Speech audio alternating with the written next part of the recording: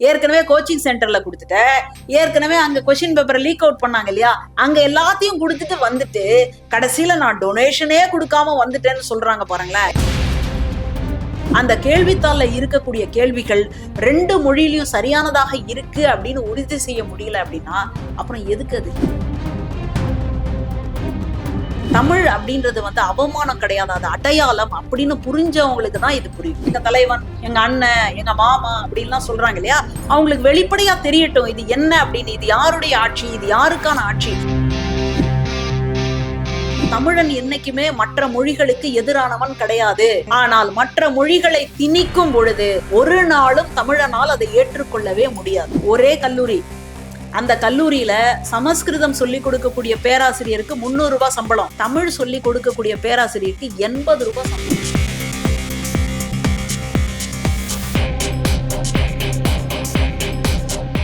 மெய்வர மாற்றம் வரும். இன்றைக்கு நம்முடைய சிறப்பு நேர்காணலுக்கு வந்திருக்காங்க பிரபல அரசியல் விமர்சகரும் பேராசிரியருமான திருமதி மஞ்சுளா மேம் அவர்கள். வணக்கம் மேம்.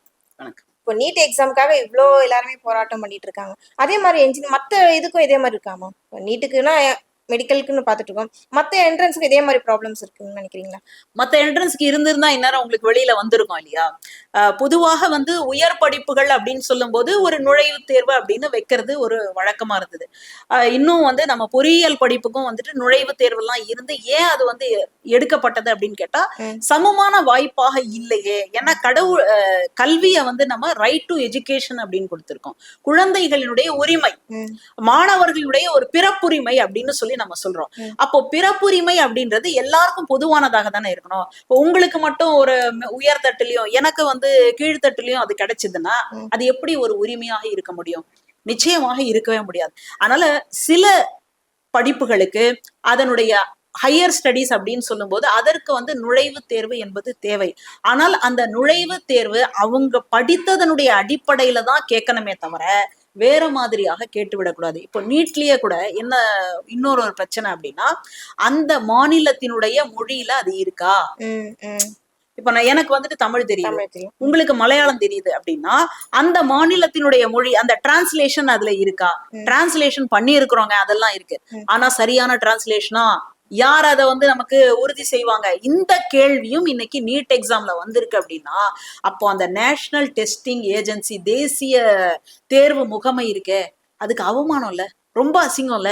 இவ்வளோ பெரிய ஜனநாயக நாட்டுல, இத்தனை வருஷம் சுதந்திரத்தை அனுபவிச்சு இருக்கக்கூடிய இந்த நாட்டுல ஒரு தேசிய தேர்வு முகமைக்கு இதை உறுதி செய்ய முடியல அப்படின்னா, அங்க இருக்கக்கூடிய கொஸ்டின் பேப்பர் லீக் அவுட் ஆகுது அப்படின்னா, அந்த கேள்வித்தாள்ல இருக்கக்கூடிய கேள்விகள் 2 மொழியிலையும் சரியானதாக இருக்கு அப்படின்னு உறுதி செய்ய முடியல அப்படின்னா அப்புறம் எதுக்கு அது?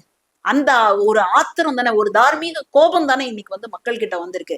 இதை புரிந்து கொள்ளாமல் இல்ல இதை நீர்த்து போக செய்யணும் அப்படின்றதுக்காகத்தான் என்ன பேசுறாங்கன்னா, நீட் தேர்வின் வழியாக நான் டொனேஷன் கொடுக்காம உள்ள வந்தேன்.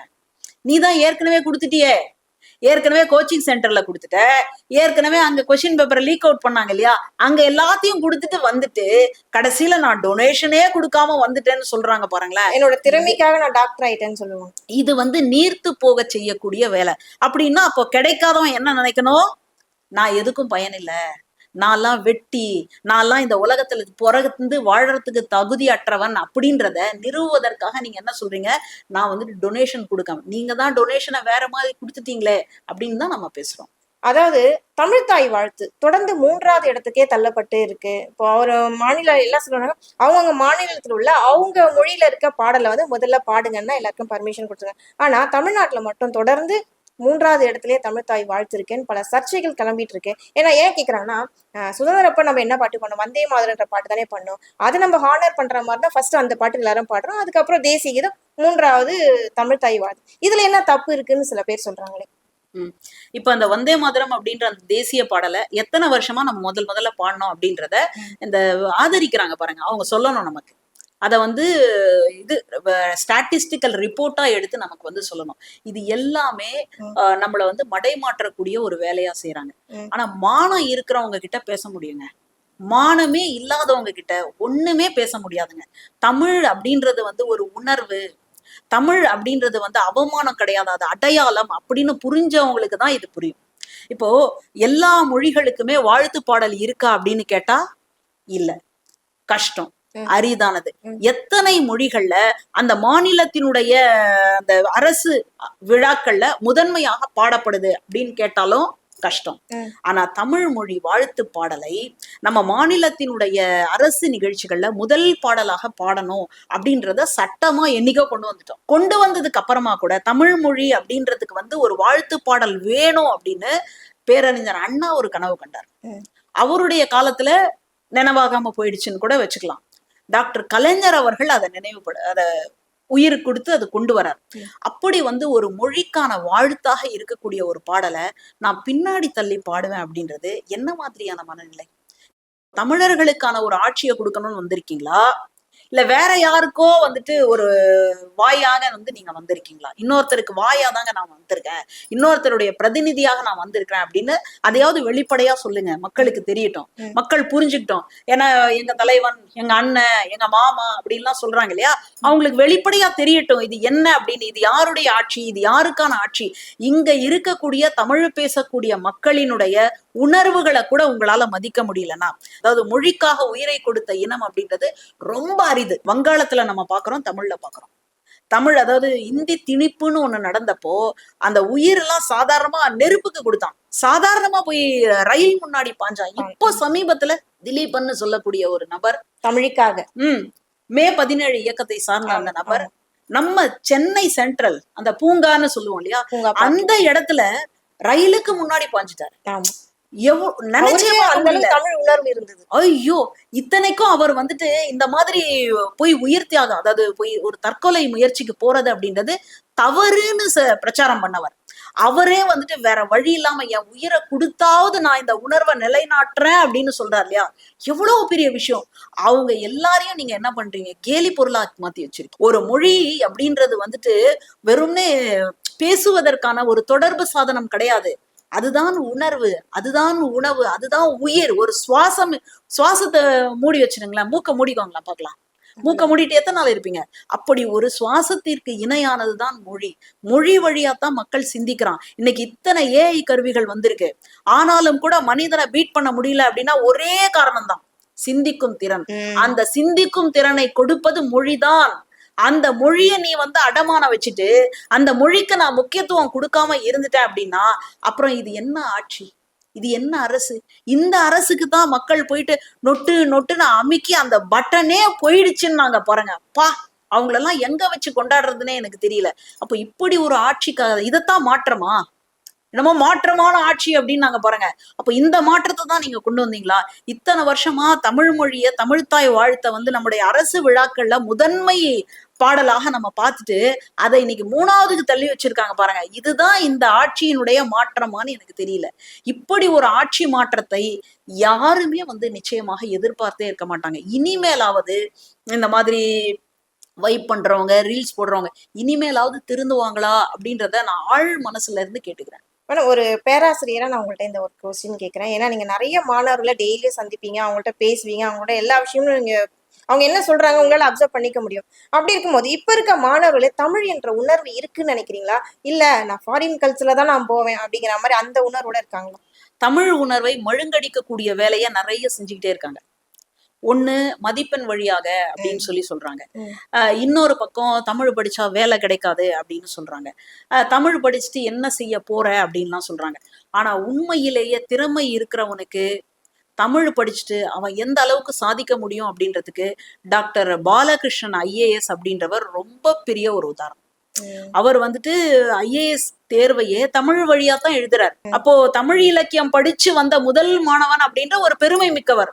அவருக்கு ஒடிசாவுல போஸ்டிங் போடுறாங்க. அப்போ எல்லாரும் என்ன சொல்றாங்க, தமிழ்நாட்டுக்குள்ள வாங்கிக்கோங்க, நீங்க முதல்வர் யாரையா சந்திச்சு அந்த மாதிரி வாங்கிக்கோ அப்படின்னு சொன்னா, அவர் சொன்ன அந்த வார்த்தை ரொம்ப முக்கியமானது. நான் தமிழ் படிச்சிருக்கேன் அப்படின்றதுனால இந்த தமிழ்நாட்டை தாண்டி என்னால போக முடியாதுன்னு சொல்லி நான் இந்த தமிழ்நாட்டுக்குள்ள வேலையை வாங்கினேன்னா நான் படிச்ச தமிழே வேஸ்ட், அப்படி ஒரு நிலைமைய நான் தமிழுக்கு கொடுக்கவே மாட்டேன் அப்படின்னு சொல்லிட்டு அவர் ஒடிசாவுக்கு போய் அந்த ஒரியா மாநிலத்தை மொழிய படிச்சுட்டு அந்த மொழிக்காகவும் இவர் பாடுபட்டிருக்காரு. அந்த மொழியினுடைய வளர்ச்சிக்கும் தன்னை ஒப்பு கொடுத்திருக்கிறார் அப்படின்றதுதான் முக்கியம். அதனால தமிழன் என்னைக்குமே மற்ற மொழிகளுக்கு எதிரானவன் கிடையாது. ஆனால் மற்ற மொழிகளை திணிக்கும் பொழுது ஒரு நாளும் தமிழனால் அதை ஏற்றுக்கொள்ளவே முடியாது. நான் என்ன கேக்குறேன், இத்தாலியில இருந்து ஒருத்தர் கிளம்பி வரார், அப்புறம் ஆக்ஸ்போர்ட் பல்கலைக்கழகத்துல இருந்து ஒருத்தர் கிளம்பி வரார். வந்துட்டு இங்க இருக்கக்கூடிய மக்களுக்கு கிறிஸ்தவத்தை சொல்லி கொடுக்கணும் அப்படின்னு வராங்க. வந்து இந்த மக்களோட பேசணும் அப்படின்னா தமிழ் தெரியணும் அப்படின்னு சொல்லி தமிழ் படிக்கிறாங்க. தமிழ் படிச்சதுக்கு அப்புறமா தான் அவங்களுக்கு தெரியுது, அந்த ஒரு நபரால தான் தமிழ் இன்னைக்கு உலகம், திருக்குறள் இன்னைக்கு உலகம் முழுக்க போயிருக்கு அப்படின்னு சொன்னா டாக்டர் ஜி.யு. போப். அவர் தான் வந்து திருக்குறளை ஆங்கிலத்துல மொழிபெயர்க்கிறார். அதுக்கப்புறம் நிறைய மொழிகள்ல மொழிபெயர்ப்பு வந்திருக்கு அப்படின்றது அடுத்தது. அப்போ அவருக்கு தமிழ் படிக்கணும்னு ஆசை இல்லை. ஆனா மக்களோட பேசுறதுக்கு, தமிழ்நாட்டு மக்களோட பேசுறதுக்காக தமிழ் வேணுமே அப்படின்றதுக்காக படிக்கிறார். அவரை ஒரு மொழி தனக்குள்ள அப்படியே கரைய வைக்குது அப்படின்னா, இந்த தமிழ் மொழிய தாய்மொழியா வச்சுக்கிட்டு, ஆனா எனக்கு அந்த மொழின்னா எனக்கு தெரியல, நான் தப்பு தப்பா எழுதிடுவேன், அதுக்காக தான் நான் வேற ஒரு மொழியை எடுக்கிறேன் அப்படின்னா, உனக்கெல்லாம் உயிர் இருக்கிறதும் ஒண்ணுதான், மத்ததும் ஒண்ணுதான் அப்படின்னு சொல்லக்கூடிய, நாம தடிப்பா பேசக்கூடிய அளவுக்கு நம்மள வந்து மாத்துறாங்க. ஜி.யு. போப்புக்கு நம்ம கடற்கரை மாத்துறாங்கன்றீங்க. நீங்க மாத்தினா என்னால நான் மாற முடியுமா? எனக்குள்ள அந்த உணர்வு இருக்கணும் இல்லையா? அந்த உணர்வை தான் இன்னைக்கு நீர்த்து போக வைக்கிறாங்க. இப்போ ஒரு தமிழ்தாய் வாழ்த்து பாடலை வந்து ஒரு பல்கலைக்கழகத்தினுடைய விழாக்கள்ல பாட முடியல அப்படின்னா, அந்த பல்கலைக்கழகம் எங்க இருக்கு? தமிழ்நாட்டுல இருக்கு. யாரோட கண்ட்ரோல்ல இருக்கு? யாருடைய கண்ட்ரோல்ல இருக்கு? தமிழக அரசு. அப்போ தமிழ்நாட்டுல இருக்கக்கூடிய மனிதர்கள் வேலை பார்க்கக்கூடிய ஒரு இடத்துலயே உங்களால தமிழ்தாய் வாழ்த்தை வந்து 3ஆவதுக்கு கொண்டு போக முடியும் அப்படின்னா, இந்த வேலைய இன்னைக்கு நேத்து செய்யவில்லை, ரொம்ப வருஷமா பண்ணிக்கிட்டே இருக்கிறாங்க. ஒரு காலகட்டங்கள்ல சமஸ்கிருதம் பேசுவதுதான் உயர்ந்தது. இன்னைக்கு எப்படி வந்து பீட்டர் அப்படின்னு சொல்றாங்க இல்லையா, ஆங்கிலம் பேசுவதுதான் அறிவாளிங்க அப்படின்ற மாதிரி. அன்னைக்கு வந்து அதுதான் உயர்ந்தது. இன்னும் ஒண்ணு சொன்னா நீங்க அசந்து போயிடுவீங்க. ஒரே கல்லூரி, அந்த கல்லூரியில சமஸ்கிருதம் சொல்லி கொடுக்கக்கூடிய பேராசிரியருக்கு 300 ரூபாய் சம்பளம், தமிழ் சொல்லி கொடுக்கக்கூடிய பேராசிரியருக்கு 80 ரூபாய் சம்பளம். எங்கங்க போய் அடிச்சுக்கிறது, எங்க போய் முட்டிக்கிறதுன்னு தெரியல. இவ்வளவு மோசமான ஒரு போக்கை ரொம்ப வருஷமா பண்ணிக்கிட்டே இருக்கிறாங்க. அதுதான் இன்னைக்கு வந்து நீர்த்து போக வைக்கின்றது. அதனால்தான் அந்த உணர்வை மாற்றி இன்னைக்கு எத்தனை பெயர்களை வந்து நம்ம தமிழ்ல மாத்தி இருக்கிறோம். முன்னாடி வந்து அட்வொகேட் அப்படின்னு தான் சொல்லிட்டு இருந்தோம். அப்புறம் இன்னைக்கு வந்து வழக்குரைஞர், வழக்கறிஞர் அப்படின்றது எல்லாமே சொல்லும் போது ரொம்ப அழகா இருக்குல்ல, வழக்கறிஞர். ஆமா, சொல்லும் போது அழகா இருக்கு. எவ்வளவு ரொம்ப அழகா வந்து நம்ம தமிழ் படுத்திக்கிட்டே வரோம். இன்னைக்கு கலைச்சொல்லாக்கம் அப்படின்றது அண்ணா பல்கலைக்கழகத்துக்குள்ள ஒரு ஆராய்ச்சி நிலையமாகவே நடந்துகிட்டு இருக்கு. எப்போ புதிய சொற்கள் வருதோ, எங்கெங்க வருதோ, அறிவியல் சொற்கள் என்னெல்லாம் வருதோ உடனடியாக தமிழ் படுத்தி கொடுக்குறாங்க. வாட்ஸ்அப்ன்றோம், தமிழ்ல புலனம் அப்படின்னு. ஆமா, எவ்வளவு அழகிய ரெடிமேட் ஆடைகள் அப்படின்றோம், ஆயத்த ஆடை, எவ்வளவு அழகான சொற்கள்லாம் வந்தாச்சு. தமிழ்ல எவ்வளவு வேர்ச்சொற்கள் இருக்கு. அதை வச்சு அடுத்தடுத்த வார்த்தைகளை நம்ம உற்பத்தி பண்ணிக்கிட்டே இருக்கிறோம். ஆனால் இந்த உணர்வை மழுங்கடிக்க செய்வதற்காகத்தான் இந்த மாதிரியான இதை செஞ்சுட்டு இதுக்கு பின்னாடி அரசியல்னு வேற சொல்லிடுறாங்க. உண்மையிலேயே எது அரசியல்? தமிழ் மொழியை, தமிழ் உணர்வை மக்கள்கிட்ட இருந்து அந்நியப்படுத்துவது அரசியலா, தமிழ் உணர்வை மக்களுக்கு கொண்டு போய் சேர்ப்பது அரசியலா? இந்த புரிதல் கூட மக்கள் கிட்ட வந்து சேர்ந்துடக்கூடாது அப்படின்றதுக்காக வைப் பண்ணுங்கன்றாங்க பாருங்களேன். இந்த மாநிலம் எங்க போய் நின்னுடுமோன்னு எனக்கு பெரிய பயம் ஏற்பட்டுருச்சு. அந்த வைப் பண்ணுங்கன்றவங்க தான் இப்போ ரீசெண்டா நம்ம ஒரு வாட்ஸ்அப்லயும் இருக்கு, சரி யூடியூப், எந்த சோசியல் மீடியா எடுத்தோடனே ஏஐ மூலியமா நீங்க இங்கிலீஷ் கத்துக்கோங்க, ஸ்போக்கன் இங்கிலீஷ் கத்துக்கோங்க, ஃப்ரீயா கத்துக்கோங்க, பேமெண்ட். இப்ப அந்த ஒரு பிசினஸ் வந்து ரொம்ப அதிகமா இருக்கும். ஸ்போக்கன் இங்கிலீஷ் கத்துக்கோங்க, அதே ஸ்போக்கன் தமிழ் கத்துக்கோங்க, திருக்குறள் அந்த மாதிரி யாருமே சொல்லவே மாட்டேங்கிறாங்க இல்லைங்களா சமீபத்துல? இல்ல, நீங்க தேடி பாத்தீங்கன்னா உங்களுக்கு இருக்கும். அதாவது இங்க இருக்கிறவங்களுக்கு ஆங்கிலம் அப்படின்றது வந்து ஒரு எட்டாக்கனி மாதிரி, அது ஏதோ ஒரு பெரிய இது மாதிரி, அது படிச்சாதான் அறிவாளி மாதிரி அப்படின்ற ஒரு உணர்வோட இருக்கிறாங்க இல்லையா, அந்த உணர்வை அதை ஈஸியா வந்து கேட்சப் பண்ணுது. அதனால அதை அப்படி நீங்க என்ன தேடுறீங்களோ அது வந்து உங்களுக்கு மறுபடியும் கொடுத்துக்கிட்டே இருக்கு. நீங்க ஒரு தடவை தமிழ் சொற்களுக்கான இதுன்னு தேடி பாருங்க, உங்களுக்கு வரக்கூடியது தமிழ் சார்ந்த விஷயமாகத்தான் இருக்கும். ஆனால் நம்ம எதை கொடுக்கிறோமோ அதுதான் வந்து தேடிக்கிட்டே இருக்கு அப்படின்னு தான் நான் புரிஞ்சுக்கிறேன். அதனால இந்த ஆங்கிலம் வந்து கத்துக்கலாம், இப்போ கத்துக்கலாம், நுனி நாக்குல பேசலாம் அப்படின்னு சொல்றது எல்லாமே ஒரு வியாபார உத்தி தான். அப்போ இங்க இருக்கக்கூடியவங்களுக்கு எல்லாருமே அந்த ஆங்கில மோகம் அப்படின்றது வந்து அந்த அளவுக்கு இருக்கு அப்படின்னு தான். ஆனா அதை தாண்டி இன்னைக்கு மரபு சார்ந்த பொருட்கள் மீது இளைஞர்களுடைய பார்வை திரும்பி இருக்கு அப்படின்றத நீங்க புரிஞ்சுக்கோங்க. இன்னைக்கு செக் எண்ணெய் பத்தி ஓடிட்டு இருக்கான். இயற்கை விவசாயம் பத்தி போயிட்டு இருக்கான். இன்னைக்கு தன்னுடைய பிள்ளைகளுக்கு தமிழ் பெயர்களை வைக்கிறதுல இளைஞர்கள் ரொம்ப முன்னாடி நிக்கிறாங்க. அதனால இப்படி ஒண்ணு போயிட்டு இருந்தாலும் அப்படி அப்படி ஒண்ணு ஒண்ணு வந்துட்டு தான் இருக்கு. இப்போ நம்ம இளைஞர்கள் வந்து அவ்வளவுதான் முடிஞ்சு போச்சு அப்படின்னு நினைக்கும் பொழுது நீட்டுக்கு எதிரான ஒரு போராட்டத்தை இளைஞர்கள் முன்னெடுத்துக்கிட்டு இருக்கிறாங்க. அப்போ இப்படியும் ஒண்ணு இருக்கும், அப்படியும் ஒண்ணு இருக்கும். ஆனா அப்படி இருக்கிறது கொஞ்சம் அதிகமா வேணும் அப்படின்னு தான் நம்முடைய எதிர்பார்ப்பு. Okay ma'am. நிறைய விஷயங்கள் மாணவர்களுக்கும் சரி பெற்றோர்களுக்கும் புரியுற மாதிரி ரொம்ப அழகா சொல்லியிருக்கீங்க. தொடர்ந்து பேசுவோம். நன்றி, வணக்கம்.